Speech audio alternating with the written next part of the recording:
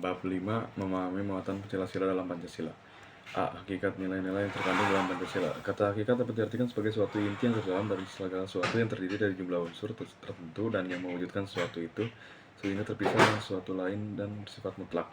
Ditunjukkan oleh hakikat segala sesuatu mengandung kesatuan mutlak dari unsur-unsur yang menyusun atau membentuknya. Misalnya, hakikat air terdiri atas dua unsur mutlak, yaitu hidrogen dan oksigen.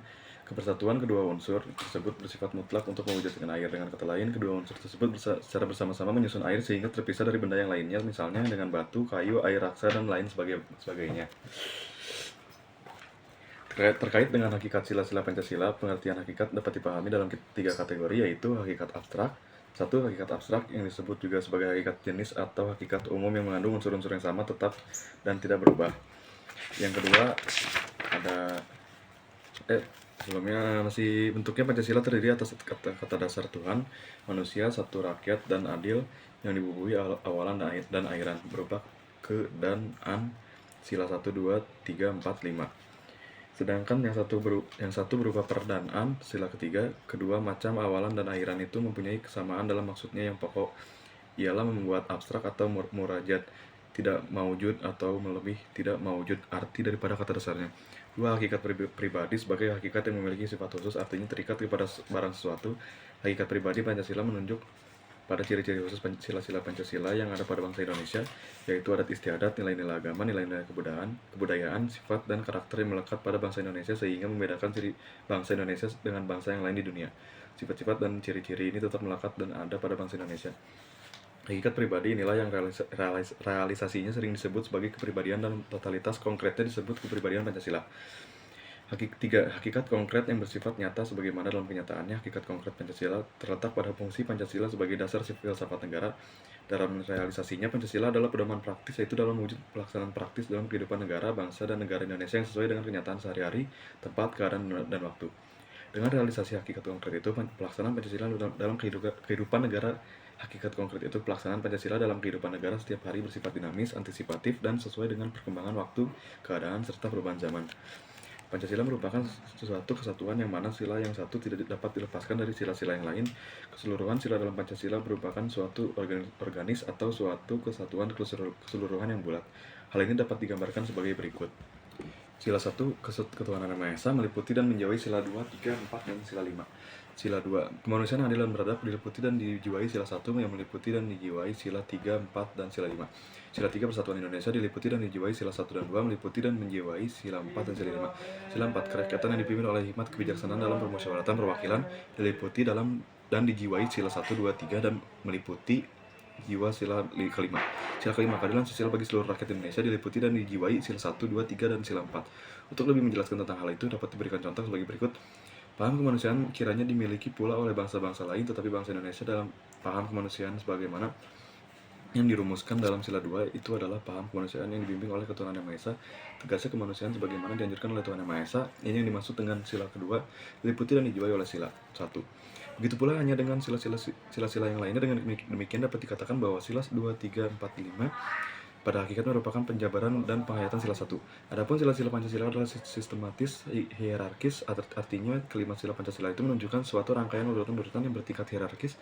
Tiap-tiap sila mempunyai tempat sendiri di dalam rangkaian susunan kesatuan itu, sehingga tidak dapat digeser-geser atau dibalik-balik, ditilik dari intinya. Urutan 5 sila itu menunjukkan rangkaian tingkatan dalam luas dan isi sifatnya. Tiap-tiap Pancasila yang di belakang sila lainnya lebih sempit luasnya, tetapi lebih banyak isi sifatnya dan merupakan pengkhususan sila-sila yang dimukanya. Sekalipun sila-sila dalam Pancasila itu merupakan suatu kesatuan yang tidak dapat dipisah-pisahkan dari satu yang lain, dalam hal memahami hakikat pengertian sangat diperlukan uraian sila demi sila. Dalam hubungan ini mengenai kesimpulan uraian dan atau penafsiran itu harus bersumber, berpedoman, dan berdasar kepada pembukaan dan batang tubuh UUD 1945. B. Isi materi muatan sila-sila dalam Pancasila. 1. Muatan sila ketuhanan Yang Maha Esa. Ketuhanan berasal dari kata Tuhan, ialah Allah, pencipta segala yang ada dan semua makhluk. Yang Maha Esa berarti yang Maha Tunggal, tiada sekutu, Esa dalam zatnya, Esa dalam sifatnya, Esa dalam perbuatannya. Artinya bahwa zat Tuhan tidak terdiri zat-zat yang banyak lalu menjadi satu, bahwa sifat Tuhan adalah sempurnanya, bahwa yang perbuatan Tuhan itu tiada dapat disamakan oleh siapapun. Jadi ketuhanan Yang Maha Esa mengandung pengertian dan keyakinan adanya Tuhan yang Maha Esa, pencipta alam semesta beserta isinya. Keyakinan adanya Tuhan Yang Maha Esa itu bukan suatu dogma atau kepercayaan yang tidak dapat dibuktikan kebenarannya melalui akal pikiran, melainkan suatu kepercayaan yang berakar pada pengetahuan yang benar yang dapat diuji atau dibuktikan melalui kaidah-kaidah logika. Atas keyakinan yang demikian, maka negara Indonesia berdasarkan ketuhanan yang Maha Esa dan negara memberikan jaminan kebebasan kepada setiap penduduk untuk memeluk agama sesuai dengan keyakinan dan untuk beribadat untuk menurut agamanya dan kepercayaan itu. Di dalam negara Indonesia tidak boleh ada pertentangan dalam hal ketuhanan Yang Maha Esa, tidak boleh ada sikap dan perbuatan anti ketuhanan Yang Maha Esa dan anti keagamaan, serta tidak boleh ada paksaan agama. Dengan perkataan lain, di dalam negara Indonesia tidak ada dan tidak boleh ada paham yang meniadakan Tuhan Yang Maha Esa, ateisme, dan yang seharusnya ada ialah ketuhanan Yang Maha Esa dengan toleransi terhadap kebebasan untuk memeluk agama sesuai dengan keyakinannya dan untuk beribadat untuk menurut agamanya dan kepercayaannya itu. Sila menekankan fundamen etis religius dari negara Indonesia yang bersumber dari moral ketuhanan yang diajarkan agama dan keyakinan yang ada, sekaligus juga merupakan pengakuan akan adanya berbagai agama dan kepercayaan terhadap Tuhan Yang Maha Esa di tanah air Indonesia. Kemerdekaan Indonesia dengan rendah hati diakui atas berkat rahmat Allah Yang Maha Kuasa. Dengan pengakuan ini, pemenuhan cita-cita kemerdekaan Indonesia untuk mewujudkan suatu kehidupan berbangsa yang merdeka, bersatu, berdaulat, adil, dan makmur, mengandung kewajiban moral, kewajiban etis yang harus dipikul dan dipertanggungjawabkan oleh segenap bangsa, bukan saja di hadapan sesamanya, melainkan juga di hadapan sesuatu yang mengatasi semua, Tuhan Yang Maha Kuasa. Dengan menyertakan moral ketuhanan sebagai dasar negara, Pancasila memberikan dimensi transendental dan pada kehidupan kolektif, serta mempertemukan dalam hubungan simbolis antara konsepsi daulat Tuhan dan daulat rakyat. Dengan Pancasila, kehidupan kebangsaan dan kenegaraan terangkat dari tingkat seluler ke tingkat moral atau sakral. Di sini terdapat rekonsiliasi antara tendensi ke arah sekularisasi dan sakralisasi. Dengan wawasan ketuhanan diharapkan dapat memperkuat etos kerja, karena kualitas kerjanya ditransendensikan dari batasan hasil kerja materialnya. Oleh karena itu, teologi kerja yang transendental memberi nilai tambah material, maka hal itu memperkuat motivasi di satu pihak, dan pihak lain memperbesar inspirasi dan aspirasi warga negara. Dengan wawasan teosentris, kita dituntut untuk pandai menjangkarkan kepentingan interest kepada nilai value dan politik. 2. Muatan sila kemanusiaan yang adil dan beradab. Kemanusiaan berasal dari kata manusia, yaitu makhluk berbudi yang memiliki potensi pikir, rasa, karsa, dan cipta. Karena potensi ini, manusia menduduki atau memiliki martabat yang tinggi. Dengan akal budinya, manusia menjadi kebudayaan dan dengan budi nuraninya manusia menyadari nilai-nilai dan norma-norma kemanusiaan, berarti sifat manusia yang merupakan esensi dan identitas manusia karena martabat kemanusiaannya, human dignity. Di samping kemanusiaan adalah adil yang mengandung arti bahwa suatu keputusan dan tindakan didasarkan atas norma-norma yang objektif, tidak subjektif, apalagi sewenang-wenang. Lalu beradab yang berasal dari kata adab yang berarti budaya, jadi beradab berarti berbudaya. Hal ini mengandung arti bahwa sikap hidup, keputusan, dan tindakan selalu berdasarkan nilai budaya, terutama norma sosial dan kesusilaan. Adab mengandung pengertian tata kesopanan, kesusilaan, atau moral. Dengan demikian, beradab dapat ditafsirkan berdasarkan nilai-nilai kesusilaan atau moralitas khususnya dan kebudayaan umumnya.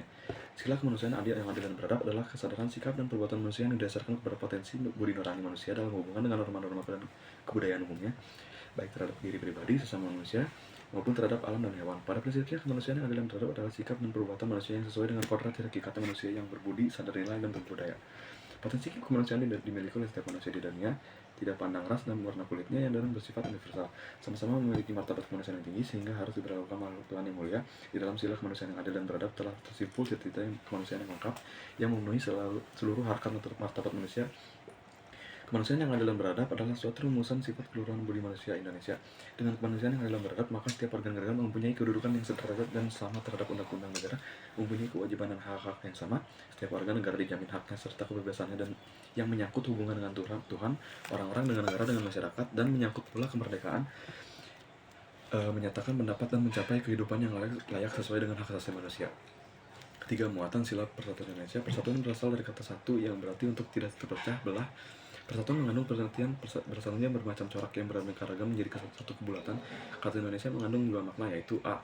Makna geografis yang berarti sebagian bumi membentang dari 95 derajat sampai 141 derajat bujur timur, dan dari 6 derajat lintang utara sampai 11 derajat lintang selatan. B. Makna bangsa dalam arti politis, yaitu bangsa yang hidup di dalam wilayah itu. Pengertian Indonesia dalam sila persatuan Indonesia adalah bangsa. Jadi persatuan Indonesia ialah persatuan bangsa yang mendiami wilayah Indonesia. Bangsa yang mendiami wilayah Indonesia yang bersatu karena didorong untuk mencapai kehidupan kebangsaan yang bebas dalam wadah negara yang merdeka dan berdaulat. Persatuan Indonesia merupakan faktor yang dinamis dalam kehidupan berbangsa Indonesia, bertujuan memajukan kesejahteraan umum dan mencerdaskan kehidupan bangsa serta mewujudkan perdamaian dunia yang abadi. Persatuan Indonesia merupakan faktor yang dinamis dalam kehidupan bangsa Indonesia, bertujuan untuk melindungi segenap bangsa Indonesia dengan seluruh tumpah darah Indonesia, mewujudkan kesejahteraan umum dan mencerdaskan kehidupan bangsa, serta mewujudkan perdamaian dunia yang abadi. Perwujudan Persatuan Indonesia adalah perwujudan dari paham kebangsaan Indonesia yang dijiwai oleh ketuhanan yang Maha Esa, serta kemanusiaan yang adil dan beradab. Persatuan Indonesia dalam sila ketiga mencakup kesatuan dalam arti ideologis, politik, ekonomi, sosial, budaya, keamanan. Persatuan Indonesia ialah persatuan kebangsaan Indonesia yang dibentuk atas persatunya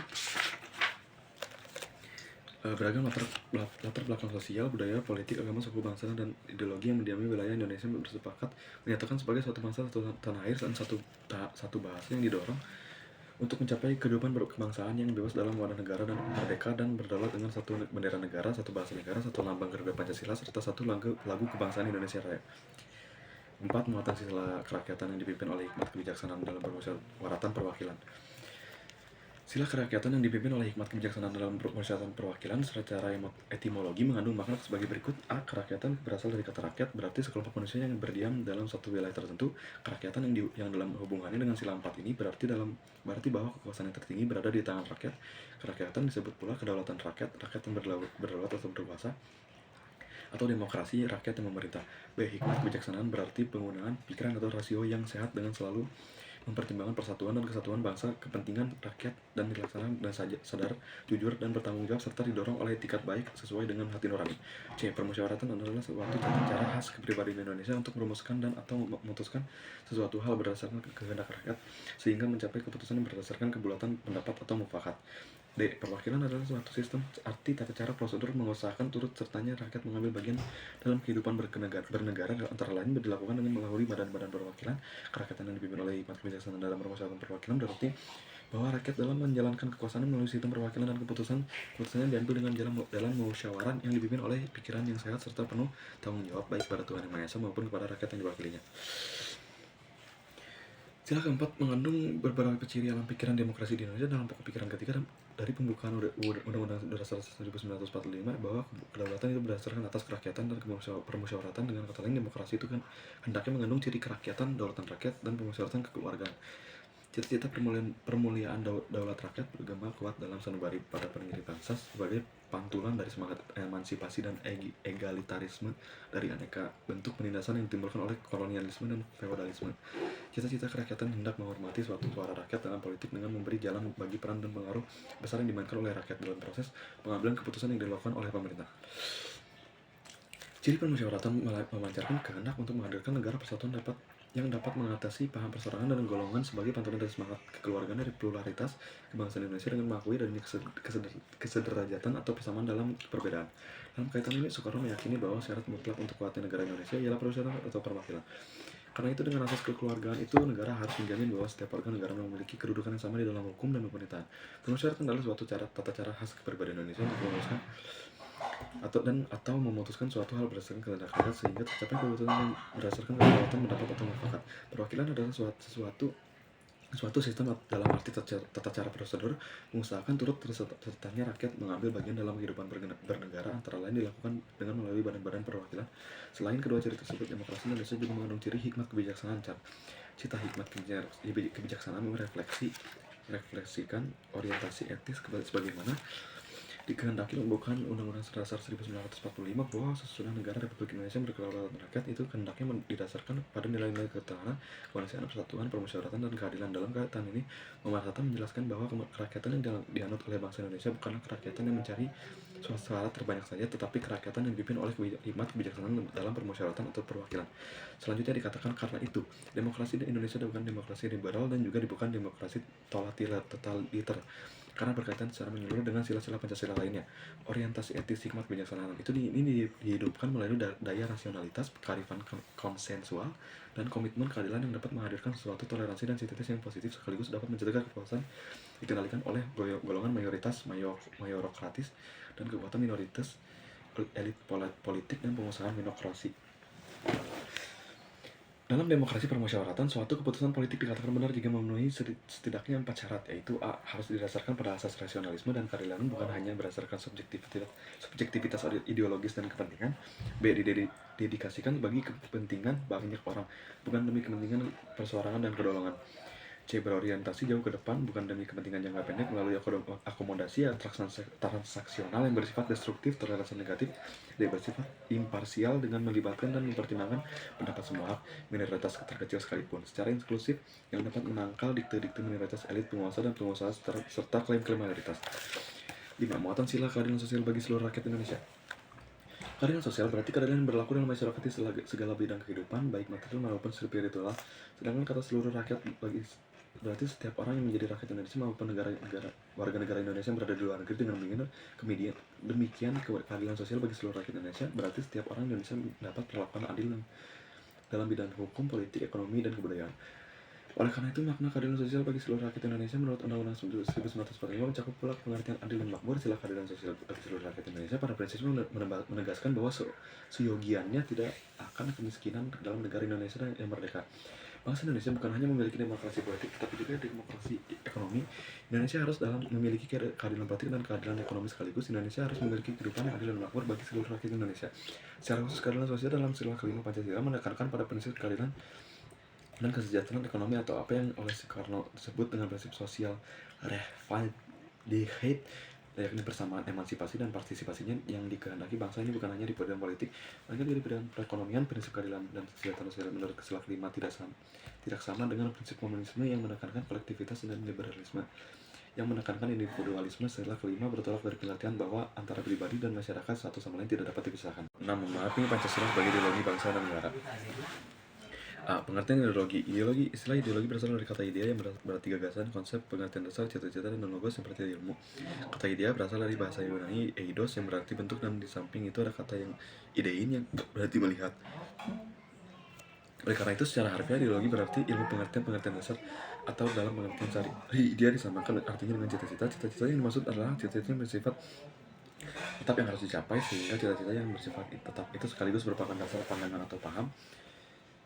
Apabila menelusuri secara historis, istilah ideologi pertama kali dikemukakan oleh Destutt de Tracy, kebangsaan Prancis pada tahun 1796.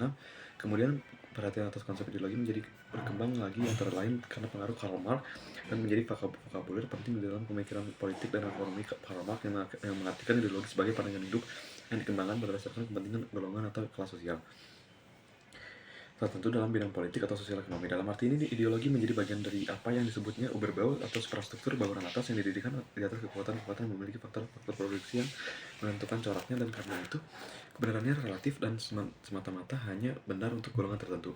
Dengan demikian, ideologi merupakan keseluruhan ide yang relatif karena mencerminkan kekuatan lapisan. Selanjutnya, secara umum pengertian ideologi dapat dikatakan sebagai kumpulan gagasan-gagasan, ide-ide, keyakinan-keyakinan, kepercayaan-kepercayaan yang menyeluruh dan sistematik yang menyangkut bidang politik, termasuk di dalamnya bidang pertahanan dan keamanan, sosial, budaya, keagamaan. Pengertian tersebut apabila dikaitkan dengan negara dalam arti cita-cita negara atau cita-cita yang menjadi basis bagi suatu teori atau sistem kenegaraan yang untuk seluruh rakyat dan bangsa yang bersangkutan pada hakikatnya merupakan asas kerohanian yang antara lain memiliki ciri sebagai berikut. 1. Mempunyai derajat yang tertinggi sebagai nilai hidup kebangsaan dan kenegaraan. 2. Mewujudkan suatu asas kerohanian, pandangan dunia, pandangan hidup, pedoman hidup, pegangan hidup layak dipelihara, dikembangkan, diamalkan, dilestarikan kepada generasi berikutnya, diperjuangkan dan dipertahankan dengan kesediaan korban.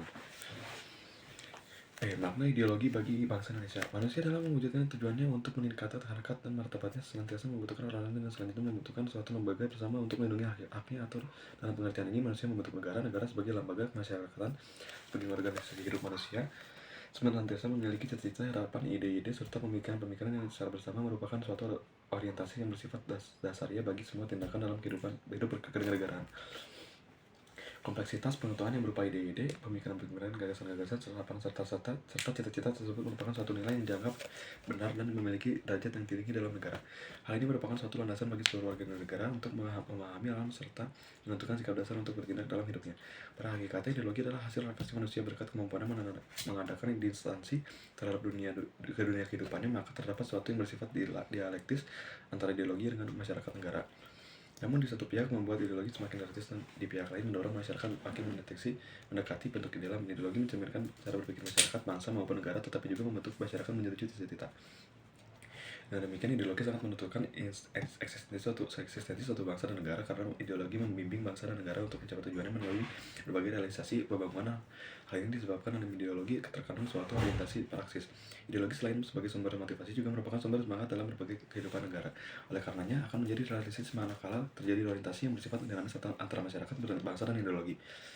Dengan demikian, ideologi akan bersifat terbuka dan antisipatif, bahkan bersifat reformatif dalam arti senantiasa mampu mengadaptasi perubahan-perubahan sesuatu dengan aspirasi bangsanya. Namun jika perlakuan terhadap ideologi diletakkan sebagai nilai yang sakral, bahkan diletakkan sebagai alat legitimasi kekuasaan, maka dapat dipastikan ideologi akan menjadi tertutup, kaku, beku, dogmatis, dan menjadi menguasai kehidupan berbangsanya. Oleh karena itu, agar benar-benar ideologi mampu menampung aspirasi para pendukungnya untuk mencapai tujuan dalam masyarakat, berbangsa dan bernegara, maka ideologi tersebut harus bersifat dinamis, terbuka, antisipatif, yang senantiasa mampu mengadaptasikan dirinya dengan perkembangan zaman. Hal inilah yang menjadi peranan penting ideologi bagi bangsa dan negara, agar bangsa dapat mempertahankan eksistensinya. C. Perbandingan ideologi Pancasila dengan ideologi lain. 1. Ideologi Pancasila. Ideologi nasional berupa kumpulan pikiran-pikiran rakyat yang mengandung pandangan tentang keadaan bangsa, memuat perspektif atau harapan bangsa depan bangsa dengan memberi arah serta dorongan bagi seluruh kegiatan manusia. Istilah nasional di sini dapat diartikan kumpulan masyarakat yang telah menetap dalam suatu negara. Pemikiran yang menarik dikemukakan oleh AMW Pranarka bahwa ideologi dalam tradisi pemikiran terjadi di Indonesia sebagai bagian dari perjalanan sejarah bangsa, pada hakikatnya juga sebuah perubahan perjuangan. Karena itu ia juga merupakan suatu keyakinan, sebuah belief system. Karenanya pula dalamnya tergabung elemen kognitif, intelektual, yaitu cita-cita, maupun elemen psikologis, yaitu kekuatan untuk membuat dan menentukan pilihan-pilihan kebijakan bersifat psikologis. Pada prinsip itu terdapat 3 arti utama dari kata ideologi, yaitu A. Ideologi sebagai kesadaran palsu. Ideologi dalam arti yang pertama yaitu sebagai kesadaran palsu biasanya dipergunakan oleh kalangan filosof atau ilmuwan sosial. Ideologi adalah teori-teori yang tidak berorientasi pada kebenaran, melainkan pada kepentingan pihak yang mempropagandakannya. Ideologi juga dilihat sebagai sarana kelas atau kelompok sosial tertentu yang berkuasa untuk melegitimasikan kekuasaannya. B. Dalam ideologi dalam arti netral. Dalam ini ideologi adalah keseluruhan sistem berpikir, nilai-nilai, dan sikap dasar suatu kelompok sosial atau kebudayaan tertentu. Arti kedua ini terutama ditemukan dalam negara-negara yang menganggap penting adanya suatu ideologi negara. Ideologi disebut dalam arti netral karena baik buruk itu bergantung kepada isi ideologi tersebut. C. Ideologi dalam arti keyakinan yang tidak ilmiah. Ideologi sebagai keyakinan yang tidak ilmiah biasanya digunakan dalam istilah dan ilmu sosial dan positif fisik sebagai pemikiran yang tidak dapat dibuktikan secara logis, matematis, atau empiris adalah suatu ideologi. Segala masalah etis dan moral, asumsi-asumsi normatif, dan pemikiran metafisis termasuk dalam wilayah ideologi. Berdasarkan 3 kata ideologi tersebut yang dimasukkan dalam pembahasan ini adalah ideologi yang arti dalam arti netral, itu sebagai sistem berpikir dan tata nilai dari suatu kelompok. Ideologi dalam arti netral tersebut ditemukan dalam wujudnya dalam ideologi negara atau ideologi bangsa. Hal ini sesuai dengan pembahasan Pancasila sebagai ideologi negara Republik Indonesia, sebagaimana diuraikan di muka. Ideologi mengandung nilai dasar, norma-norma, dan cita-cita yang ingin diwujudkan oleh masyarakat penganutnya. Karena itu ideologi memiliki peranan sebagai dasar, arah, dan tujuan yang ingin dicapai dalam kehidupan masyarakat berbangsa dan bernegara. Sebagai dasar artinya merupakan pangkal tolak, asas atau fondasi di atas mana semua kegiatan kehidupan masyarakat, bangsa, dan negara dibangun, dan dasar tersebut umumnya berasal dari nilai-nilai yang berkembang dan hidup dalam masyarakat itu sendiri. Dimensi realitas Pancasila sejak awal pembahasannya sidang PPUPKI tanggal 29 Mei sampai dengan 1 Juni 1945, sidang gabungan tanggal 22 Juni 1945. Memang direncanakan untuk dijadikan dasar negara. Tanggal 18 Agustus 1945, sidang PPKI menetapkan secara resmi Pancasila sebagai dasar negara kesatuan Republik Indonesia. B. Sebagai pengarah. Artinya sebagai pengatur dan mengenali kehidupan masyarakat, bangsa, dan negara berupa norma-norma atau aturan-aturan yang harus dipatuhi agar arah untuk mencapai cita-cita atau tujuan tidak menyimpang. Dimensi normalitas. Di sini Pancasila menjelmakan diri sebagai pengarah, pengendali di dalam setiap gerak rasa tata kehidupan berbangsa dan bernegara. Peran sebagai pengarah ditunjukkannya pada kedudukan Pancasila sebagai sumber dari segala sumber hukum, segala peraturan hukum dan perundang-undangannya yang ada di negara kesatuan Republik Indonesia. C. Sebagai tujuan. Artinya semua aktivitas dalam kehidupan masyarakat berbangsa dan bernegara pada akhirnya mengarah pada suatu tujuan atau cita-cita yang tergabung dalam ideologi yang dipakai. Pancasila sebagai ideologi nasional akan memberikan motivasi dan semangat untuk melaksanakan pembangunan bangsa secara adil dan seimbang untuk mencapai tujuan yang tercantum dalam pembukaan Undang-Undang Dasar 1945. Dimensi idealitas. 2. Ideologi liberalisme. Liberalisme tumbuh dari konteks masyarakat Eropa pada abad pertengahan feodal, di mana sistem sosial ekonomi dikuasai oleh kaum aristokratis feodal dan menindas hak individu. Liberalisme tidak diciptakan oleh golongan pedagang dan industri, melainkan diciptakan oleh golongan intelektual yang digerakkan oleh keresahan ilmiah, rasa ingin tahu, dan keinginan untuk mencari pengetahuan yang baru dan artistik umum pada zaman itu. Keresahan intelektual disambut oleh golongan pedagang dan industri, bahkan hal itu digunakan untuk membenarkan tuntunan politik yang membatasi kekuasaan bangsawan, gereja, dan ideologi. Mereka tidak bertujuan semata-mata untuk dapat menjalankan kegiatan ekonomi secara bebas, tapi juga mencari keuntungan yang besar-besarnya. Masyarakat terbaik, rezim terbaik, menurut paham liberal adalah yang memungkinkan individu mengembangkan kemampuan individu semuanya. Dalam masyarakat yang baik, semua individu harus dapat mengembangkan pikiran dan bakatnya. Hal ini mengharuskan para individu untuk lebih bertanggung jawab atas tindakan yang dilakukannya dan tidak menyuruh seseorang melakukan sesuatu untuknya atau seseorang untuk mengatakan apa yang harus dilakukannya. Ciri-ciri ideologi liberal sebagai berikut. Demokrasi merupakan bentuk pemerintahan yang lebih baik. B. Anggota masyarakat memiliki kebebasan intelektual penuh, termasuk kebebasan berbicara, kebebasan beragama, kebebasan pers. C. Pemerintah hanya mengatur kehidupan masyarakat secara terbatas. D. Keputusan yang dibuat pemerintah hanya sedikit untuk rakyat, sehingga rakyat dapat belajar membuat keputusan untuk diri mereka sendiri. E. Kekuasaan dari seseorang terhadap orang lain merupakan hal yang buruk. Oleh karena itu, pemerintahan dijalankan untuk sedemikian rupa, sehingga penyalahgunaannya kekuasaan dapat dicegah. F. Suatu masyarakat dikatakan berbahagia apabila setiap individu atau sebagian terbesar individu berbahagia. Lanjut lagi.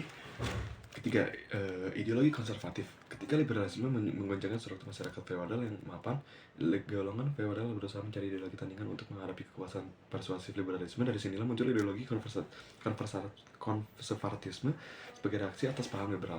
Menurut paham itu, liberalisme merupakan paham yang terlalu individualistis. Sebaliknya, menurut paham konservatif, masyarakat dan kelompok masyarakat yang lain bukan sekedar penjumlahan unsur-unsurnya, tetapi kelompok masyarakat yang paling banyak menciptakan kebahagiaan.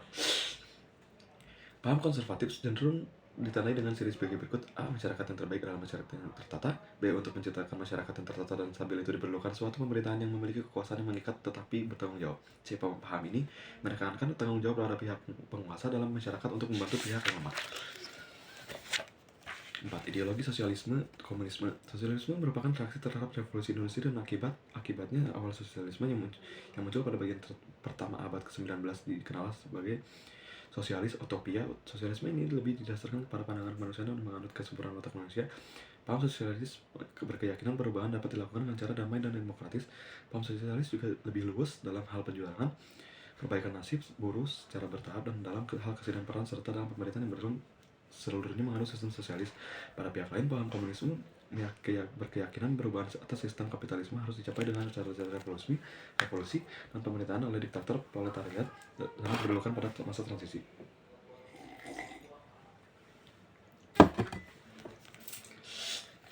Kelima, ideologi fasisme. Fasisme merupakan tipe nasionalisme yang romantis dengan segala kemenggahan upacara dan simbol-simbol yang mendukungnya untuk mencapai kebersamaan negara. Hal ini dapat dicapai apabila terdapat seseorang pemimpin karismatik dengan simbol kebesaran negara yang didukung oleh masyarakat. Dukungan massa yang fanatik ini tercipta berkat indoktrinasi, slogan-slogan dan simbol-simbol yang ditanamkan sang pemimpin besar dan aparatnya. Fasisme ini pernah diterapkan di Jerman, Hitler, Jepang, Italia, dan Spanyol. Di masa ini, fasisme cenderung muncul sebagai kekuatan reaksioner right-wing di negara-negara maju, seperti skinhead dan Ku Klux Klan di Amerika Serikat yang berusaha mencapai dan mempertahankan supremasi kulit putih. D. Kedudukan dan fungsi Pancasila dalam ketatanan kehidupan bangsa Indonesia. Dalam pengertian ini, Pancasila dipergunakan sebagai petunjuk hidup sehari-hari. Pancasila diamalkan dalam kehidupan sehari-hari dengan kata lain.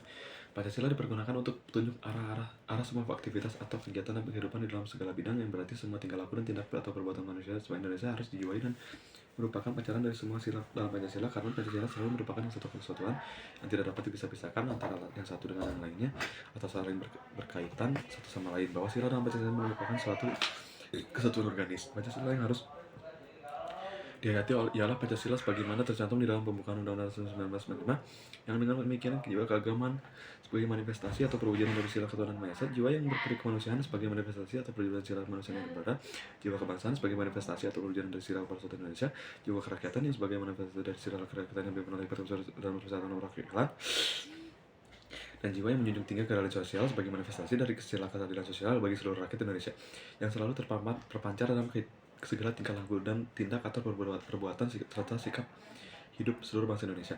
Apabila kita memperhatikan penyebutan yang dikaitkan dengan Pancasila, maka kita tidak dapat Maka kita dapat menduga betapa luas peranan Pancasila dalam tata kehidupan bangsa Indonesia. Pengertian-pengertian yang berhubungan dengan berbagai penyebutan Pancasila ini dapat diikhtisarkan sebagai berikut. 1. Pancasila sebagai jiwa bangsa Indonesia. Pancasila yang kita gali dari bumi Indonesia sendiri merupakan jiwa bangsa Indonesia, karena Pancasila memberikan corak yang khas kepada bangsa Indonesia dan tidak dapat dipisahkan dari bangsa Indonesia, serta merupakan ciri khas yang dapat membedakan bangsa Indonesia dari bangsa yang lain. Terdapat kemungkinan bahwa tiap Pancasila atau tiap sila secara terlepas dari yang lain bersifat universal yang juga dimiliki oleh bangsa-bangsa lain yang di dunia ini. Akan tetapi kelima sila yang merupakan satu kesatuan yang tidak terpisahkan, itulah yang menjadi ciri khas bangsa Indonesia. Perjanjian luhur rakyat Indonesia yang disetujui oleh wakil-wakil rakyat Indonesia menjelang dan sesudah proklamasi kemerdekaan yang kita junjung tinggi bukan sekedar karena ia ditemukan kembali dari kandungan perjanjian luhur rakyat Indonesia yang disetujui oleh wakil-wakil rakyat Indonesia menjelang dan sesudah proklamasi kemerdekaan yang terjunjung tinggi bukan sekedar karena ia ditemukan kembali dari kandungan kepribadian dan cita-cita bangsa Indonesia yang terpendam sejak berabad-abad yang lalu, melainkan karena Pancasila itu telah mampu membuktikan kebenarannya setelah diuji oleh sejarah perjuangan bangsa. Akhirnya perlu juga ditegaskan bahwa apabila dibicarakan mengenai Pancasila, maka yang kita maksud adalah Pancasila yang dirumuskan dalam pembukaan Undang-Undang Dasar 1945, yaitu ketuhanan Maha Esa, kemanusiaan dan beradab, persatuan Indonesia, kerakyatan yang dipimpin oleh hikmat kebijaksanaan dalam permusyawaratan perwakilan, dan keadilan sosial bagi seluruh rakyat Indonesia.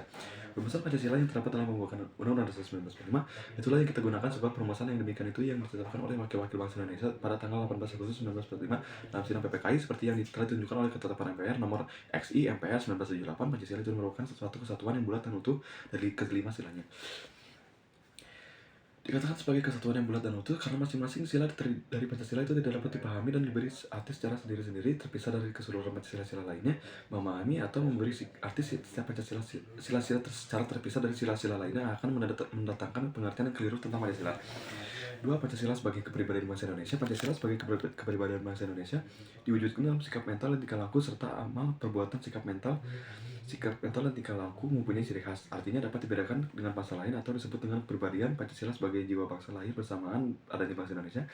Jadi Pancasila lahir dari jiwa kepribadian bangsa Indonesia yang terkristalisasi nilai-nilai yang dimilikinya.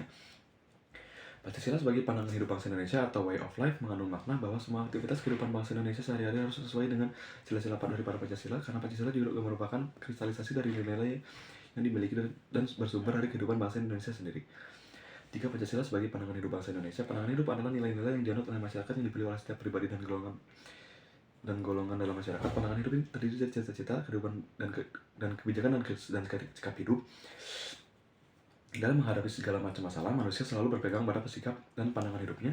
Untuk itu, manusia memiliki prinsip sebagai suatu pegangan hidup agar hidupnya tidak terlalu mengambil pandangan hidup. Merupakan bagian hidup manusia. Setiap orang pasti mempunyai pandangan hidup yang tingkatannya beda-beda. Pandangan hidup ini mencerminkan citra diri seseorang karena pandangan hidup itu mencerminkan cita-cita atau aspirasinya. Pandangan hidup mempunyai fungsi sebagai acuan untuk menata hubungan manusia dengan dirinya sendiri, sesamanya, dan dengan alam sekitarnya maupun dengan Tuhannya. Pandangan hidup masyarakat berproses secara dinamis sehingga menghasilkan suatu pandangan hidup sebuah bangsa. Pandangan hidup bangsa merupakan nilai yang dimiliki oleh suatu bangsa dan diyakini kebenarannya sehingga menumbuhkan tekad untuk mewujudkannya. Bangsa Indonesia mempunyai pandangan hidup yakni Pancasila. Pancasila sebagai pandangan hidup bangsa Indonesia merupakan sesuatu yang sangat bernilai dalam masyarakat Indonesia. Pancasila sebagai pandangan hidup bangsa Indonesia berarti Pancasila dipergunakan sebagai petunjuk hidup sehari-hari. Pancasila merupakan petunjuk arah semua kegiatan dalam segala bidang kehidupan. Oleh karena itu, apa yang terkandung di dalam sila 1 sampai sila kelima Pancasila terpancar dalam tingkah laku dan perbuatan sehari-hari masyarakat Indonesia. Pancasila sebagai norma ia berfungsi sebagai cita-cita moral atau ide yang harus diwujud nyatakan. Adapun wujud nyata Pancasila tersebut tercermin dalam setiap tingkah laku atau perbuatan sehari-hari bangsa Indonesia. Oleh karena itu, bangsa Indonesia dalam hidup kesehariannya tidak boleh bertentangan dengan norma-norma agama, kesusilaan, sopan santun, dan norma-norma hukum yang berlaku. Pancasila sebagai pandangan hidup bangsa Indonesia merupakan cita-cita moral bangsa yang memberikan perumahan dan kekuatan rohania bagi bangsa untuk berperilaku luhur dalam kehidupan masyarakat, bangsa, dan bernegara. Setiap bangsa memiliki adat atau cara hidup yang sesuai baginya. Adat atau cara hidup bangsa Indonesia adalah Pancasila yang kelima. Sila dalam Pancasila yang merupakan intisari nilai-nilai budaya dalam masyarakat Indonesia. Dalam pengertian ini, Pancasila disebut juga way of life, Weltanschauung, Weltbrouwstheorie, World and Levensbeschouwing, pandangan dunia, pandangan hidup, pegangan hidup, dan petunjuk hidup. Dalam ini Pancasila digunakan sebagai petunjuk arah semua kegiatan atau aktivitas hidup dan kehidupan dalam segala bidang. Hal ini berarti bahwa semua tingkah laku dan tindakan pembuatan setiap manusia Indonesia harus dijiwai dan merupakan pencatatan dari semua Pancasila. Hal ini karena Pancasila Weltanschauung merupakan suatu kesatuan tidak dapat dipisahkan satu dengan yang lainnya. Keseluruhan sila dalam Pancasila merupakan satu kesatuan organis. Dengan demikian, Pancasila sebagai pandangan hidup bangsa Indonesia merupakan perjanjian luhur bangsa Indonesia. Perjanjian luhur yang dimaksud adalah suatu kesepakatan yang memiliki makna dan nilai yang sangat tinggi, karenanya selalu dihormati dan digeluti. Pancasila sebagai ideologi bangsa dan negara Indonesia. Pancasila sebagai suatu ideologi bangsa dan negara Indonesia, maka Pancasila pada hakikatnya bukan hanya merupakan suatu hasil perenungan dan pemikiran suatu kelompok orang sebagaimana orang ideologi-ideologi lain di dunia, namun Pancasila diangkat dari nilai-nilai adat istiadat, nilai kebudayaan, serta nilai religius yang terdapat dalam pandangan hidup masyarakat Indonesia sebelum membentuk negara. Dengan kata lain, unsur-unsur yang merupakan materi bahan Pancasila tidak lain diangkat dari pandangan hidup masyarakat Indonesia sendiri sehingga bangsa ini merupakan kausa materialitas asal bahan Pancasila. Unsur-unsur Pancasila tersebut kemudian diangkat dan dirumuskan oleh para pendiri bangsa sehingga Pancasila berkedudukan sebagai dasar negara dan ideologi bangsa dan negara Indonesia. Dengan demikian, Pancasila sebagai ideologi bangsa dan negara Indonesia berakar pada pandangan hidup dan budaya bangsa, dan bukannya mengangkat atau mengambil ideologi dari bangsa lain. Selain itu, Pancasila juga bukan hanya merupakan ide-ide atau perenungan dari seseorang saja yang hanya memperjuangkan satu kelompok atau golongan tertentu, melainkan Pancasila berasal dari nilai-nilai yang dimiliki oleh bangsa, sehingga pada hakikatnya untuk seluruh lapisan serta unsur-unsur bangsa secara komprehensif. Oleh karena ciri khas Pancasila itu, maka memiliki kesesuaian dengan bangsa Indonesia. Pancasila sebagai ideologi yang itu selain kedudukan sebagai dasar negara kesatuan Republik Indonesia, berkedudukan sebagai ideologi nasional Indonesia yang dilaksanakan secara konsisten dalam kehidupan bernegara. Pancasila sebagai ideologi bangsa Indonesia yaitu sebagai ikatan budaya cultural bond yang berkembang secara alami dalam kehidupan masyarakat Indonesia, bukan secara paksaan. Atau Pancasila adalah sesuatu yang sudah mendarah daging dalam kehidupan sehari-hari bangsa Indonesia. Sebuah ideologi dapat bertahan atau pudar dalam menghadapi perubahan masyarakat tergantung daya tahan dari ideologi itu. Kekuatan ideologi bergantung pada kualitas 3 dimensi yang dimiliki oleh ideologi itu, dimensi realita, idealisme, dan fleksibilitas. Pancasila sebagai sebuah ideologi memiliki 3 dimensi tersebut. A. Dimensi realita, yaitu nilai-nilai dasar yang ada pada ideologi itu yang mencerminkan datanya atau kenyataan hidup dalam masyarakat, di mana ideologi itu lahir atau muncul untuk pertama kalinya. Paling tidak nilai dasar ideologi itu mencerminkan realita masyarakat pada awal kelahirannya. B. Dimensi idealisme adalah kadar atau kualitas ideologi yang terkandung dalam dasar atau itu mampu memberikan harapan kepada berbagai kelompok atau golongan masyarakat tentang masa depan yang lebih baik melalui pengalaman dalam praktik kehidupan bersama sehari-hari. C. Dimensi fleksibilitas, dimensi pengembangan, yaitu kemampuan ideologi dalam mempengaruhi dan sekaligus menyesuaikan diri dengan perkembangan masyarakatnya. Mempengaruhi artinya ikut mewarnai proses perkembangan zaman tanpa menghilangkan jati diri ideologi itu sendiri yang tercermin dalam nilai dasarnya. Mempengaruhi berarti pendukung ideologi itu berhasil menemukan tafsiran-tafsiran terhadap nilai dasar dari ideologi yang sesuai dengan realita baru yang muncul di hadapan mereka sesuai perkembangan zaman. Pancasila memenuhi ketiga dimensi ini sehingga Pancasila dapat dikatakan sebagai ideologi terbuka. Fungsi Pancasila sebagai ideologi negara yaitu sebagai berikut: A. Memperkokoh persatuan bangsa karena bangsa Indonesia adalah bangsa yang gemuk. B. Mengarahkan bangsa Indonesia menuju tujuannya dan menggerakkan serta membimbing bangsa Indonesia dalam melaksanakan pembangunan. C. Memelihara dan mengembangkan identitas bangsa dan sebagai dorongan dalam pembentukan karakter berbangsa berdasarkan Pancasila. D. Menjadi standar nilai dalam melakukan kritik mengenai keadaan bangsa dan negara. Pancasila jika akan dihidupkan secara serius, maka setidaknya dapat menjadi etos yang mendorong dari belakang atau menarik dari beban terdepan akan perlunya aktualisasi maksimal setiap elemen bangsa. Hal tersebut bisa saja terwujud karena Pancasila itu sendiri memuat 5 prinsip dasar di dalamnya, yaitu kesatuan, persatuan, kebebasan, persamaan, kepribadian, dan prestasi. Kelima prinsip inilah yang merupakan dasar paling sesuai bagi pembangunan sebuah masyarakat bangsa dan personal di dalamnya. Menata sebuah negara itu membutuhkan suatu konsensus bersama sebagai alat lalu lintas kehidupan berbangsa dan bernegara. Tanpa konsensus tersebut, masyarakat akan memperlakukan hidup bebas tanpa menghiraukan aturan lain yang telah disepakati. Ketika Pancasila telah bersepakati bersama sebagai sebuah konsensus, maka Pancasila berperan sebagai payung hukum dan tata nilai prinsipil dalam penyelenggaraan kehidupan bernegara. Pancasila sebagai ideologi yang dikenal oleh masyarakat internasional juga mengalami tantangan dari pihak luar atau asing. Hal ini akan menentukan apakah Pancasila mampu bertahan. Pancasila merupakan hasil galian dari nilai-nilai sejarah bangsa Indonesia sendiri dan berwujud 5 butir mutiara kehidupan berbangsa dan bernegara, yaitu religius, monoteis, humanis, universal, nasionalis, patriotis, yang berkesatuan dalam keberagaman, demokrasi dalam musyawarah mufakat, dan yang berkeadilan sosial. Dengan demikian, Pancasila bukan imitasi dari ideologi negara lain, tapi mencerminkan nilai amanat penderitaan rakyat dan kejayaan berbangsa. Keampuhan Pancasila sebagai ideologi tergantung pada kesadaran, pemahaman, dan pengalaman para pendukungnya.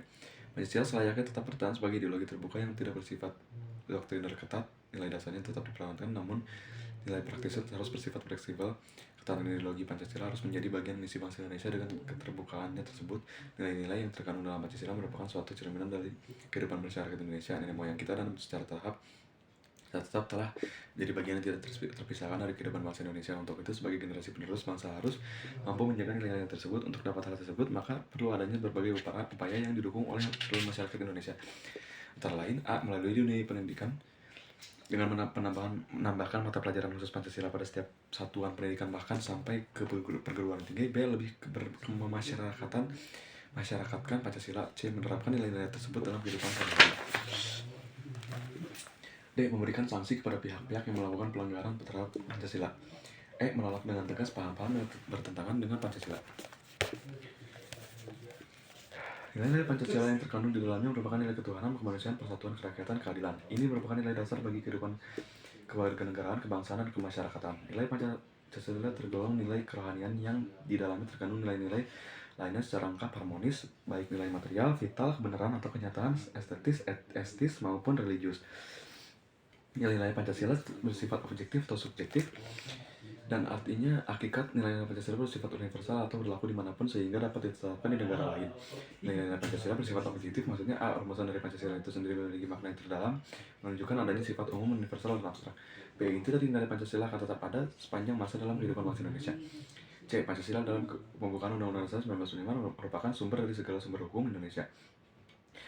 Sementara itu, nilai-nilai Pancasila bersifat subjektif, bahwa keberadaan nilai-nilai Pancasila terletak pada bangsa Indonesia sendiri, karena nilai-nilai Pancasila timbul dari bangsa Indonesia, dan nilai-nilai Pancasila merupakan pandangan hidup bangsa Indonesia. 5. Pancasila sebagai dasar negara Republik Indonesia. Pengertian Pancasila sebagai dasar negara seperti dimaksud dalam pembukaan Undang-Undang 1945 alinea keempat secara jelas menyatakan, kemudian daripada itu, untuk membentuk suatu pemerintahan negara Indonesia, melindungi segenap bangsa Indonesia dan seluruh tumpah darah Indonesia, dan untuk memajukan kesejahteraan umum, mencerdaskan kehidupan bangsa, dan ikut melaksanakan ketertiban dunia yang berdasarkan kemerdekaan, perdamaian abadi, dan keadilan sosial. Maka disusunlah kemerdekaan kebangsaan Indonesia itu dalam satu Undang-Undang Dasar Negara Indonesia yang berbentuk dalam suatu susunan negara Republik Indonesia yang berkedaulatan rakyat dengan berdasarkan kepada ketuhanan yang Maha Esa, kemanusiaan adil dan beradab, persatuan Indonesia, dan kerakyatan dipimpin oleh hikmat kebijaksanaan dalam persatuan perwakilan, serta dengan mewujudkan suatu keadilan sosial bagi seluruh rakyat Indonesia.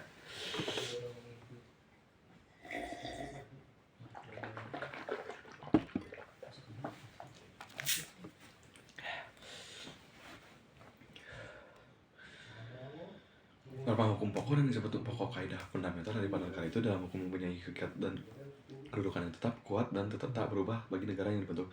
Dengan perkataan lain, dengan jalan hukum tidak dapat diubah. Fungsi dan kedudukan Pancasila sebagai pokok kaidah yang fundamental ini penting sekali karena HUD harus bersumber dan berada di bawah pokok kaidah negara yang fundamental itu. Pancasila sebagai dasar negara dipergunakan untuk mengatur seluruh ketatanan kehidupan bangsa dan negara Indonesia. Artinya segala sesuatu yang berhubungan dengan pelaksanaan sistem ketatanegaraan negara kesatuan Republik Indonesia harus berdasarkan Pancasila. Hal ini berarti juga bahwa semua peraturan yang berlaku di negara Republik Indonesia harus bersumberkan kepada Pancasila. Pancasila sebagai dasar negara, artinya Pancasila dijadikan sebagai dasar untuk mengatur penyelenggaraan pemerintahan negara. Pancasila menurut ketetapan MPR nomor 3 MPR 2000 merupakan sumber hukum dasar nasional. Dalam kedudukannya sebagai dasar negara, maka Pancasila berfungsi sebagai A. Sumber dari sumber segala hukum. Dengan demikian, Pancasila merupakan asas ketertiban kerohanian, ketertiban hukum.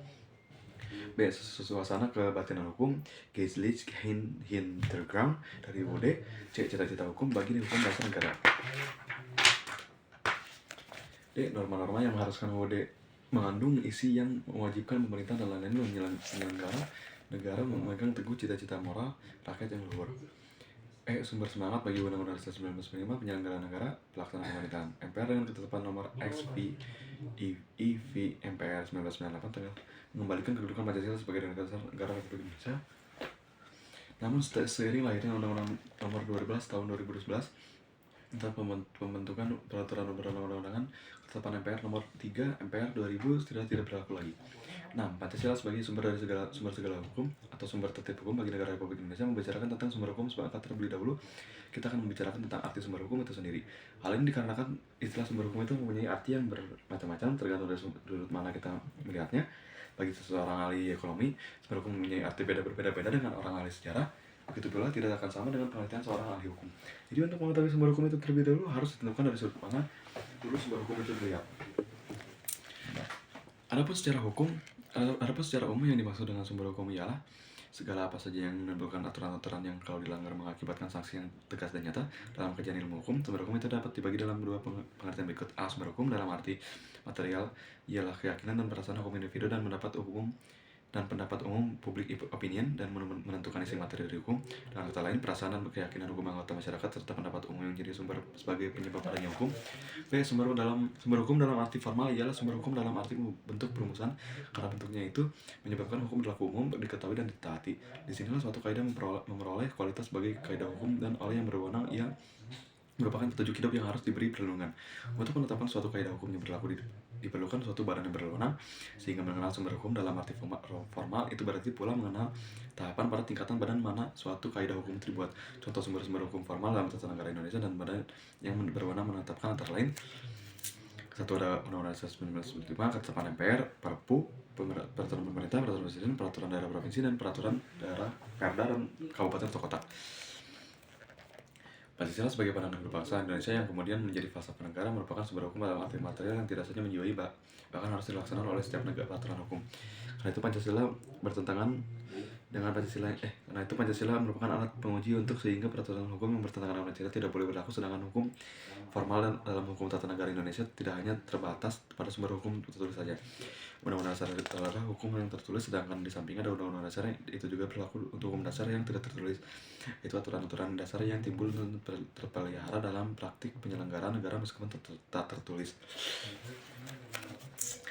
Selanjutnya, sumber hukum formal tata negara Indonesia dapat dilihat dalam sejarahnya pertama kali diatur melalui Ketetapan MPRS nomor XX MPRS 1966 tentang Memorandum DPGR mengenai sumber tertib hukum Republik Indonesia dan tata urutan peraturan perundang-undangan Republik Indonesia adalah sebagai berikut: 1. Undang-Undang Dasar 1945, 2. Ketetapan MPR, 2. UU atau Perpu, 3. TPP, Peraturan Pemerintah, 5. Peraturan Presiden, 6.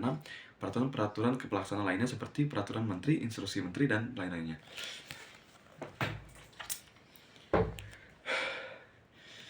Sumber-sumber hukum tersebut merupakan sumber hukum formal yang menurut tingkat kewenangannya sesuai dengan prinsip negara hukum yang dianut dalam sistem Undang-Undang 1945. Maka setiap peraturan hukum yang berlaku senantiasa bersumber pada peraturan hukum yang lebih tinggi tingkatnya.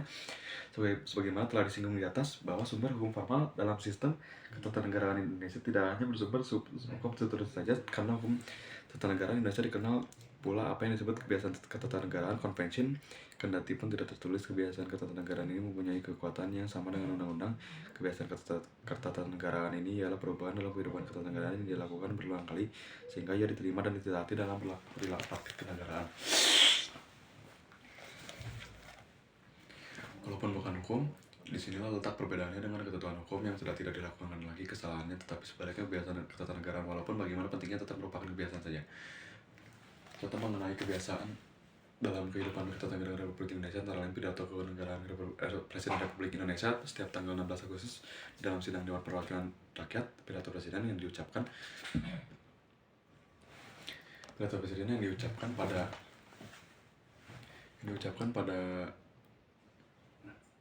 sebagai keterangan pemerintah tentang perancangan anggaran pendapatan dan belanja negara pada minggu pertama bulan Januari setiap tahunnya dalam kehidupan lembaga Dewan Perwakilan Rakyat.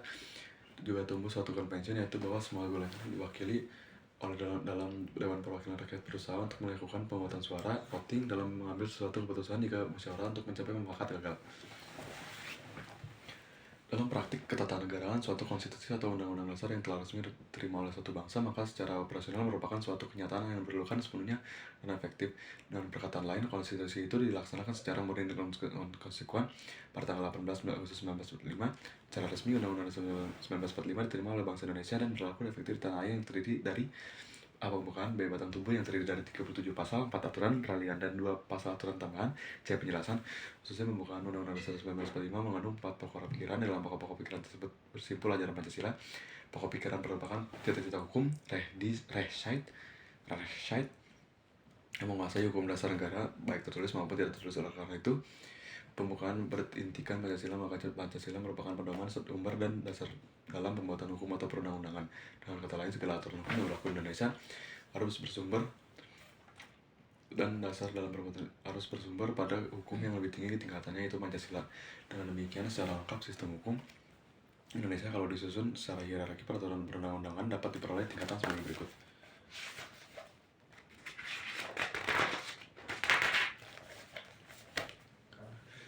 Pancasila sebagai rais D, 1 Pancasila sebagai rais ID, cita-cita hukum, 2 Undang-Undang Dasar 1945, 3 Ketetapan MPR, 4 Undang-Undang atau Perpu, peraturan pemerintah pengganti undang-undang, 5 peraturan pemerintah, 6 keputusan presiden, 7 peraturan pelaksanaan lainnya seperti peraturan menteri, instruksi dan lainnya. Dari hierarki di atas, sistem hukum Indonesia dalam tingkatan Undang-Undang Dasar 1945 ke bawah merupakan sumber hukum formal dalam hukum. Semua sumber hukum formal itu bersumber kepada satu titik puncak, yaitu Pancasila sebagai suatu titik hukum rais ID.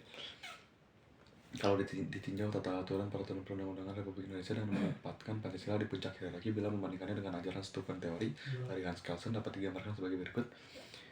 Di dalam hierarki berbentuk piramida tersebut, Pancasila sebagai pandangan hidup dan sebagai cita-cita hukum berada di puncak piramida. Sebagai semua peraturan yang dibuat dan dilaksanakan harus bersumber pada Pancasila.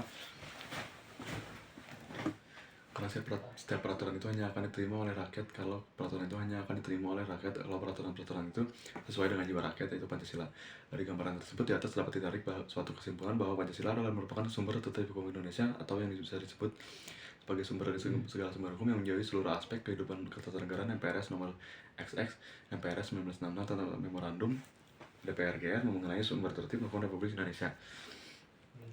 Pandangan hidup bangsa Indonesia ialah yang di dalamnya terkandung cita-cita moral, cita-cita hukum, watak serta jiwa bangsa. Volksgeist Indonesia adalah Pancasila. Pancasila sebagai sumber hukum masuk dalam undang-undang, yaitu pasal 2 Undang-Undang Nomor 12 Tahun 2011 tentang pembentukan peraturan undang-undangan yang menyatakan bahwa Pancasila merupakan segala sumber hukum negara. Selanjutnya dalam penjelasannya disebutkan sebagai berikut.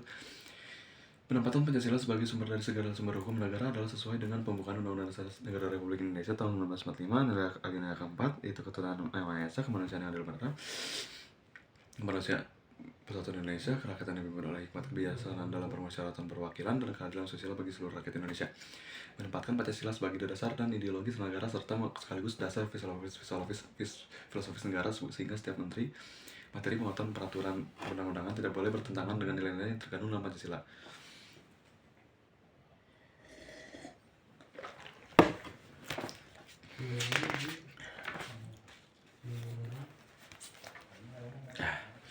Dan secara formil merupakan dasar negara. Dengan demikian patut dipertanyakan apakah dasar dari Undang-Undang Nomor 12 Tahun 2011 itu. Kita dapat melihat bahwa sila-sila dari Pancasila telah tercantum dalam pembukaan dan pasal-pasal Undang-Undang 1945. Jika dilihat secara keseluruhan, tidak ada ketentuan secara eksplisit bahwa Pancasila harus menjadi sumber dari segala sumber hukum. Pancasila sebagai sumber hukum masuk dalam pasal Undang-Undang Nomor 12 Tahun 2011 secara material merupakan landasan ideal sebagai faktor yang turut menentukan isi hukum, sehingga tiap materi muatan peraturan perundang-undangan tidak boleh bertentangan dengan nilai-nilai yang terkandung dalam Pancasila. Dengan demikian, pasal 7 Undang-Undang Nomor 12 Tahun 2011 secara hierarki peraturan perundang-undangan dapat diperoleh tingkatan sebagai berikut. 1. Jenis dan hierarki peraturan perundang-undangan di atas. A. Undang-Undang Dasar Negara Republik Indonesia tahun 1945, baik ketetapan majelis permusyawaratan rakyat. C. Undang-Undang Dasar atau pemerintah pengganti undang-undang. D. Peraturan pemerintah. E. Peraturan presiden. F. Peraturan daerah provinsi. G. Peraturan daerah kabupaten atau kota. Dalam ketentuan ini yang dimaksud dengan hierarki adalah penjenjangan setiap jenis peraturan perundang-undangan yang didasarkan pada asas bahwa peraturan perundang-undangan yang lebih rendah tidak boleh bertentangan dengan aturan perundang-undangan yang lebih tinggi. 7. Pancasila sebagai perjanjian luhur bangsa Indonesia pada waktu mendirikan negara. Pengertian Pancasila yang bersifat sosiologis, di dalamnya fungsinya sebagai pengatur hidup kemasyarakatan pada umumnya, sedangkan pengertian yang bersifat etnis dan filosofis adalah dalam fungsinya sebagai pengatur tingkah laku pribadi dan cita-cita dalam mencari kebenaran. Namun demikian, harus disadari bahwa kebenaran yang dapat dicapai manusia adalah kebenaran yang masih relatif, tidak absolut atau mutlak. Kebenaran yang absolut adalah kebenaran yang ada pada Tuhan Maha Esa. Karena itu, dalam menjadi kebenaran Pancasila sebagai perjanjian luhur bangsa Indonesia pada saat mendirikan negara tidak perlu sampai menimbulkan pertentangan dan persengketaan, apalagi perpecahan. Lihat dari sejarah sebelumnya bahwa bangsa Indonesia mempunyai 3 fase sumpah perjanjian luhur yang diawali, yaitu A. Fase zaman kerajaan pada masa kerajaan Majapahit yang mempunyai patih bernama Gajah Mada yang bersumpah janji sebelum dapat mempersatukan Nusantara tidak akan memakan buah maya. B. Fase zaman pergerakan kemerdekaan, seluruh pemuda-pemudi bersumpah janji yang dikenal Sumpah Pemuda. C. Fase kemerdekaan, memproklamirkan kemerdekaannya dan berjanji membentuk sebuah negara kesatuan. Terbentuknya negara kesatuan dimulai dari negara Keprabuan Sriwijaya, negara Keprabuan Majapahit, negara kesatuan Republik Indonesia. Rakyat Indonesia beragama, bangsa Indonesia yang beragama Islam, Katolik, Protestan, Hindu, dan Buddha. Semua agama yang bermacam-macam sumbernya beriman kepada Ketuhanan Yang Maha Esa, Yang Maha Kuasa. Semua rakyat bersuku-suku bangsa beragama mengalami dijajah. Dalam sidang Dr. Sujun Sakai menyatakan prinsip ketuhanan negara Indonesia merdeka berasaskan ketuhanan Yang Maha Esa, maka cukup jelas negara kesatuan Republik Indonesia adalah negara yang beragama dan dilegalitaskan pada Undang-Undang 1945 pasal 29 ayat 1 bahwa negara berdasarkan atas ketuhanan Yang Maha Esa. B. Rakyat Indonesia telah dijajah. Semua mengalami dijajah penderitaan yang luar biasa, kayak kekayaan dikeruk, rakyat diperas, dijadikan budak, lisannya ditutup, kupingnya ditutup supaya tidak mendengar berita-berita dari luar, pemimpin penjara, persaudaraan rakyat dimatikan, persatuan dipecah-pecah belah. Karena sifat menjajah mengingkar terhadap tingkat kemerdekaan suatu bangsa, pada hakikatnya bangsa Indonesia adalah bangsa yang merdeka, karena kemerdekaan itu adalah hak kodrat mutlak. Tetapi setelah datangnya bangsa penjajah menjadi bangsa yang terjajah. Rakyat Indonesia mempunyai cita-cita yang luhur atau mulia, cita-cita yang luhur mulia, keinginan mereka tanah airnya, keinginan kehidupan kebangsa yang bebas, keinginan mereka kedaulatannya. Semua itu adalah cita-cita luhur yang mulia dicantumkan pada Undang-Undang Dasar 1945 alinea ketiga yang berbunyi, dan didorong oleh keinginan luhur supaya berkebangsaan yang bebas, maka rakyat Indonesia adalah ini kemerdekaannya. Suatu pernyataan yang seluruh rakyat Indonesia mempunyai hak kodrat dan hak moral, yaitu hak kemerdekaan. Rakyat Indonesia telah berusaha dan mencapai kemerdekaan, dan berusaha dengan cara perjuangan. Rakyat Indonesia mendapatkan kemerdekaannya ada dua, yaitu masa periode perjuangan, yaitu satu, periode perjuangan kemerdekaan Indonesia dimulai dari pemberontakan pertama oleh Patih Yunus Fatahillah, Sultan Agung Mataram, Memonjol, Iskandar Muda, Hasanuddin, Sultan Titanayasa, Pangeran Antowirya, Singamangaraja, Watdong Suropati, Bajarudin, Syekh Yusuf dan Syekh Abdul Mutie, Pangeran Diponegoro, Syekh Pangeran Jalantik, Patimura. Periode ini pula yang melahirkan pahlawan perjuangan kemerdekaan. Periode perjuangan pergerakan kemerdekaan Indonesia: pergerakan di bidang agama, NU, Muhammadiyah, Masyumi; pergerakan di bidang sosial ekonomi, Rakyat Indonesia; pergerakan sosial politik, pergerakan pendidikan, Taman Siswa; pergerakan budaya, bahasa persatuan. Periode ini melahirkan pahlawan pergerakan kemerdekaan. Semua itu diringkas dalam UUD 1945 alinea kedua yang berbunyi, dan di perjuangan pergerakan kemerdekaan Indonesia telah sampai pada saat yang berbahagia dan keselamat sentosa mengantarkan rakyat Indonesia ke depan gerbang kemerdekaan negara Indonesia yang merdeka, bersatu, berdaulat, adil, dan makmur. Rakyat Indonesia mendapat karunia. Setelah mengalami proses perjuangan kemudian, bangsa Indonesia mendapatkan karunia kemerdekaan. Oleh sebab itu, pada hakikatnya itu sumber dari segala hukum. Kemerdekaan bangsa Indonesia adalah atas berkat rahmat Allah yang Maha Kuasa, yang dijelaskan pada pembukaan Undang-Undang 1945 alinea ketiga yang berbunyi, berkat rahmat Allah yang Maha Kuasa dan didorong oleh keinginan luhur supaya berkehidupan bangsa yang bebas, maka rakyat Indonesia menyatakan dengan ini kemerdekaannya. Suatu pernyataan bangsa Indonesia yang telah berjuang kini saatnya diberikan karunia kemerdekaan. Ini suatu pengakuan nilai religius bangsa Indonesia, maka wajiblah rakyat Indonesia menyukuri atas berkat rahmat Allah yang Maha Kuasa, jualah bangsa Indonesia mendapatkan kemerdekaannya. Rakyat Indonesia mendirikan negara. Di dalam teks proklamasi kemerdekaan, bangsa Indonesia memproklamirkan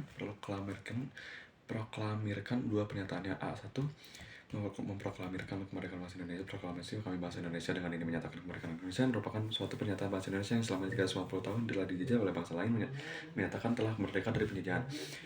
2, memproklamirkan akan mendirikan negara Indonesia dengan cara yang singkat-singkatnya. Hal yang mengenai pemindahan penguasaan dengan koloni lain diselenggarakan dengan cara seksama dan dalam tempo sesingkat-singkatnya. Jakarta, 17 Agustus 1945, atas nama bangsa Indonesia, Soekarno-Hatta. Pernyataan ini, bangsa Indonesia mendirikan negara dengan melakukan perbedaan kekuasaan pemerintahan penjajah kepada bangsa Indonesia atau pemerintah Indonesia secara langsung. 5, dasar tujuan rakyat Indonesia mendirikan negara tercantum dalam pembukaan undang-undang, yaitu mencerdaskan kehidupan bangsa, 2, melindungi segenap bangsa, 3, melindungi seluruh tempat dari Indonesia, 4, memajukan kesejahteraan umum, 5, ikut serta melaksanakan ketertiban dunia berdasarkan kemerdekaan, perdamaian abadi, dan keadilan sosial. Setelah proklamasi kemerdekaan dari sudut hukum berbangsa Indonesia telah menjadi bangsa yang merdeka, menghapus tata hukum kolonial, menggantinya dengan tata hukum nasional saat itu juga.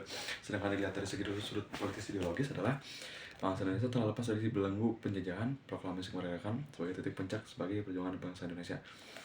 Proses pengesahan Pancasila dan Dasar Negara tanggal 18 Agustus 1945, sedang PPKI mengesahkan pembukaan Undang-Undang 1945 dan batang tubuh Undang-Undang 1945 menjadi yang terdiri dari pembukaan dan batang tubuh setelah diadakan perubahan-perubahan dari Piagam Jakarta, meliputi 1. Mukadimah diganti menjadi pembukaan, 2. Kalimat ketuhanan dan dengan kewajiban menjalankan syariat Islam bagi pemulanya diganti ketuhanan Maha Esa. 3. Perubahan pada batang tubuh Undang-Undang 1945 antara lain pasal 29 ayat 1 berubah menjadi negara berdasarkan atas ketuhanan Maha Esa.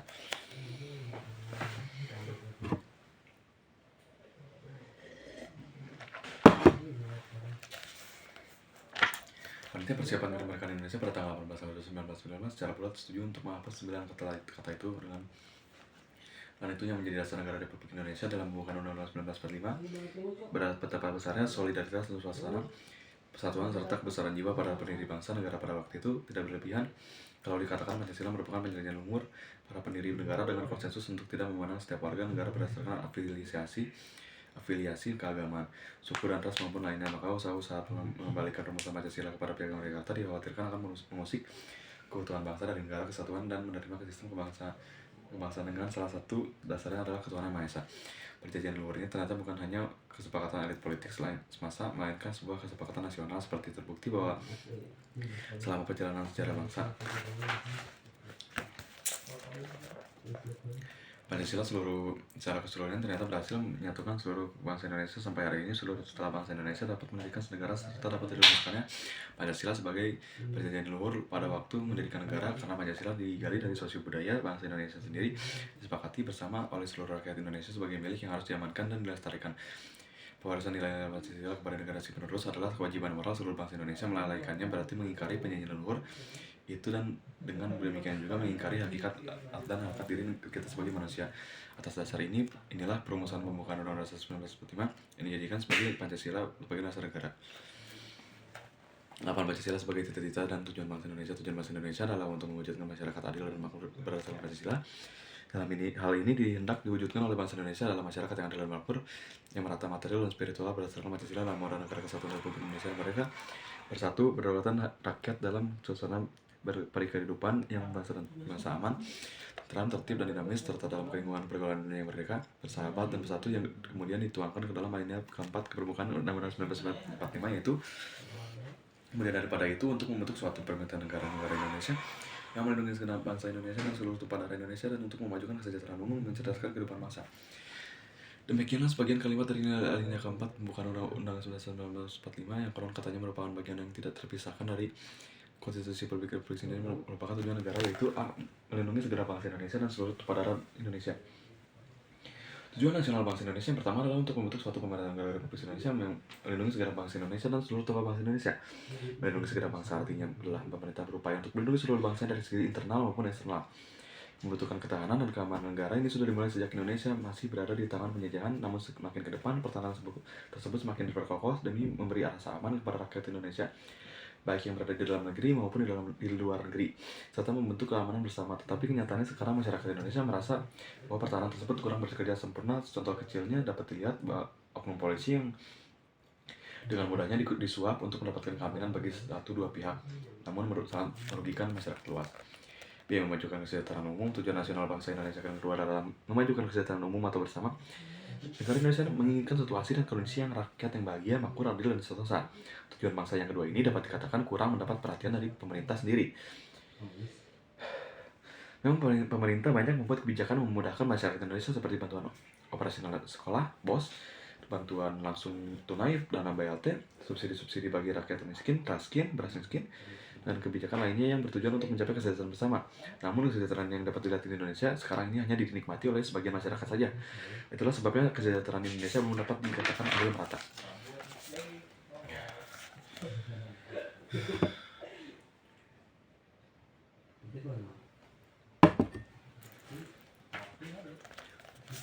C. Mencerdaskan kehidupan bangsa. Tujuan Indonesia menurut Undang-Undang 1945 yang ketiga adalah untuk mencerdaskan kehidupan bangsa. Sebuah bangsa akan maju bila didukung oleh rakyatnya yang memiliki pengetahuan luas, pintar, dan intelek. Banyak juga yang sudah dilakukan pemerintah guna mencapai tujuan ini, dan antaranya adalah pengadaan beasiswa bagi para pelajar yang berprestasi ataupun yang kurang mampu untuk membayar biaya pendidikan. Hal ini tentunya diupayakan pemerintah dalam rangka untuk mencapai tujuan nasional bangsa memiliki generasi penerus yang cerdas. Dia ikut melaksanakan keterlibatan dunia yang berdasarkan membedakan perdamaian abadi dan keadilan sosial. Tujuan nasional ini Indonesia yang terakhir adalah ikut berperan aktif dan ikut serta dalam melaksanakan keterlibatan dunia yang dilandaskan kemerdekaan, perdamaian abadi dan keadilan sosial. Itulah sebabnya Indonesia turut bergabung dalam Perserikatan Bangsa-Bangsa (PBB). Di era sekarang ini tidak ada satu negara pun yang setuju dengan perjanjian. Masing-masing negara ingin memiliki negara yang merdeka. Oleh sebab itu, seluruh dunia bergabung dalam PBB untuk menciptakan perdamaian abadi, termasuk Indonesia. Itulah sebabnya Indonesia berupaya mencapai tujuan tersebut demi ketentraman negara bersama. Dapat diambil kesimpulan bahwa Indonesia sedang dalam tahap mencapai tujuan tersebut satu persatu secara perlahan. Banyak upaya yang telah membuahkan hasil yang tentunya dirasakan pula oleh masyarakat umum. Dibutuhkan keselarasan antara pemerintah dan rakyat guna mencapai tujuan dan cita-cita bersama tersebut. Pemerintah dan rakyat harus memiliki rasa kebersamaan dan gotong royong bersama-sama membangun negara tercinta Republik Indonesia. Karena hanya dengan kebersamaan, kekeluargaan, dan gotong royong, bangsa ini akan berhasil sampai pada tujuan nasionalnya dan dapat mengembalikan jati diri bangsa yang sesungguhnya. Oleh karena itu, Pancasila dan amanah yang terdapat dalam pembukaan Undang-Undang 1945 merupakan bagian penting dari strategi pembangunan bangsa Indonesia mengembalikan jati diri bangsa yang sesungguhnya. 9. Pancasila sebagai falsafah hidup yang mempersatukan hidup bangsa Indonesia. Tiap bangsa yang ingin berdiri kokoh dan mengetahui dengan jelas ke arah mana tujuan yang ingin disapainya sangat memerlukan pandangan hidup atau filsafat hidup. Dengan pandangan hidup ini, suatu bangsa akan memandang persoalan-persoalan yang dihadapinya dan menentukan arah serta secara bagaimana memecahkan persoalan-persoalan tadi. Tanpa memiliki pandangan hidup, maka suatu bangsa akan merasa terbebani dalam menghadapi persoalan-persoalan yang besar, maka pasti akan timbul baik persoalan-persoalan dalam masyarakat sendiri maupun persoalan-persoalan besar umat manusia dalam pergaulan masyarakat bangsa-bangsa di dunia ini. Dengan pandangan hidup yang jelas, suatu bangsa akan memiliki pegangan dan pedoman bagaimana ia memecahkan masalah-masalah politik, ekonomi, sosial, dan budaya yang timbul dalam gerak masyarakat yang makin maju. Dengan berpedoman pada pandangan hidup, itu pula suatu bangsa akan membangun dirinya. Dalam pergaulan hidup itu tergantung konsep dasar mengenai kehidupan yang dicita-citakan oleh suatu bangsa, tergantung pikiran-pikiran yang terdalam dan gagasan suatu bangsa mengenai wujud bangsa adalah kristalisasi dan dari nilai-nilai yang dimiliki suatu bangsa itu. Untuk mewujudkannya, kita merasa bersyukur bahwa pendahulu-pendahulu kita pendiri Republik ini dapat merumuskan secara jelas apa sesungguhnya pandangan hidup bangsa Indonesia yang kemudian dinamakan Pancasila, seperti apa yang ditunjukkan ke dalam ketetapan MPR nomor 2 MPR 1979. Maka Pancasila itu adalah jiwa seluruh rakyat Indonesia, pandangan hidup bangsa Indonesia dan dasar negara kita. Di samping itu, maka bagi kita Pancasila sekaligus menjadi tujuan bangsa Indonesia. Pancasila merupakan pandangan hidup, kesadaran, dan cita-cita malah yang meliputi kejiwaan dan watak yang sudah berurat atau berakar dalam berbagai bangsa Indonesia. Suatu kebudayaan yang mengajarkan bahwa hidup manusia ini akan mencapai kebahagiaan jika kita dapat baik dalam kehidupan manusia sebagai manusia dengan alam, dalam hubungan manusia dengan Tuhannya, maupun dalam mengejar kemajuan lahiriah dan kebahagiaan rohaninya. Bangsa Indonesia lahir sesudah melampaui perjuangan yang sangat panjang dan memberikan segala pengorbanan dan menahan segala macam penderitaan.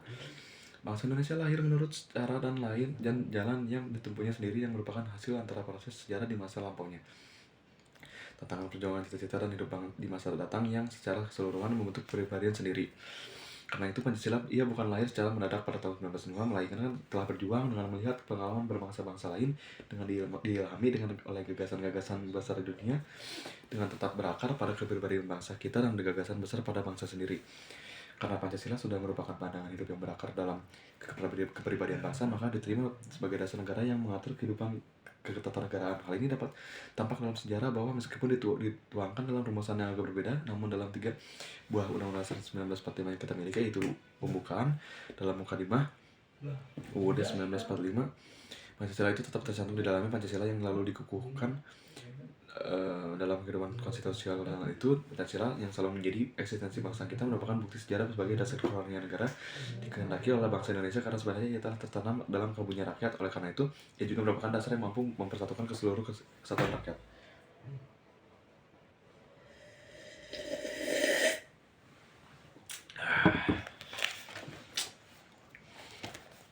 Mohon memahami makna Pancasila sebagai ideologi negara dari putusan Mahkamah Konstitusi nomor 100 PU UXI 2013. 1. Pokok perkara Mahkamah Konstitusi Republik Indonesia melalui putusan nomor 100 PUU XI 2013 telah menerima pemeriksaan perkara konstitusi pada tingkat pertama dan terakhir, lalu menjatuhkan putusan dalam perkara pengujian Undang-Undang Nomor 2 Tahun 2019 tentang perubahan atas Undang-Undang Nomor 2 Tahun 2008 tentang partai politik atas permohonan dan para pemohonan yang menguji pasal 34 yang rumusannya sebagai berikut. 3A. Bantuan keuangan dari anggaran pendapatan dan belanja negara atau anggaran pendapatan dan belanja daerah sebagaimana dimaksud pada ayat 3 diprioritaskan untuk melaksanakan pendidikan politik bagi anggota partai politik dan masyarakat. 3B. Pendidikan politik sebagaimana dimaksud pada ayat 3A berkaitan dengan kegiatan. F. Pendalaman mengenai 4 pilar berbangsa dan bernegara yaitu Pancasila, Undang-Undang 1945, Bhinneka Tunggal Ika, dan dengan NKRI. G. Pemahaman mengenai hak dan kewajiban warga negara Indonesia dalam membangun etika dan budaya politik. H. Pengkaderan anggota partai politik secara berjenjang dan berkelanjutan. Dari rumusan tersebut, pasal 34 ayat 3B huruf A Undang-Undang Nomor 2 Tahun 2011 menimbulkan ketidakpastian hukum bagi para pemohon. Karena bertentangan dengan pembukaan Undang-Undang 1945 alinea keempat yang telah menempatkan sila-sila Pancasila sebagai dasar negara. Pasal 34 ayat 34B, ayat 3B, huruf A Undang-Undang Nomor 2 Tahun 2019 menempatkan Pancasila sebagai salah satu pilar bangsa dan bernegara yang disejajarkan dengan Undang-Undang 1945 Bhinneka Tunggal Ika dan NKRI yang telah merugikan hak konstitusional permohonan, sedangkan Pancasila sebagai dasar negara menjadi konsensus filosofis. Sudah salah kelebihan bacanya.